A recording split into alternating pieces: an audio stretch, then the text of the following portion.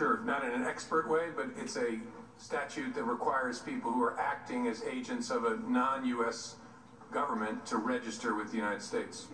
Right. So the National Security Division of the Department of Justice writes, this is their manual, the purpose of FARA, as it is known, is to ensure this close-knit cabal?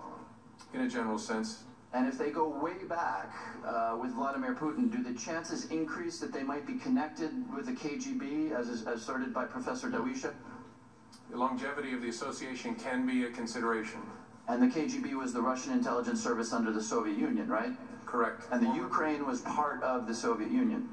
Correct. Right. I'll just observe, Rinat Akhmetov, a steel and iron ore magnate, or oligarch, is the richest man in Ukraine and a strong Putin ally. He was the one who reportedly recommended Paul Manafort to Yanukovych.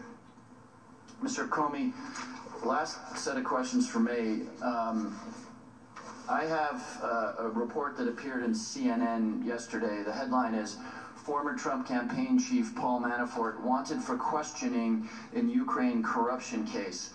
And I raise this with you because the story is told of Paul Manafort acting on behalf of Ukraine's former justice minister, Alexander Lavrinovich, who was the justice minister under the previous pro-Russian regime, who, and I'll just read a segment from this story here, who was involved in jailing the former prime minister, Tymoshenko, who was the main political rival of the Kremlin-backed President Viktor Yanukovych, whom Manafort advised until he was deposed in 2014.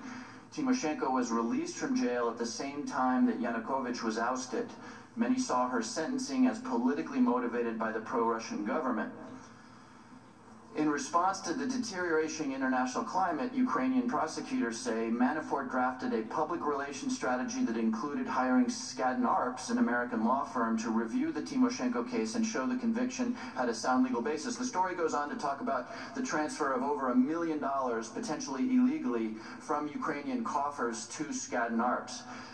And the reason I bring all this up with you is because the story also says, and it appears to have been confirmed by the Department of Justice, that the current Ukraine regime, hardly a friend of the Russians and very much targeted by the Russians, has made 7 requests to the United States government for assistance under the MLA treaty in securing the assistance of Paul Manafort as part of this anti-corruption case. And in fact, the story says that you were presented personally with a letter asking for that assistance.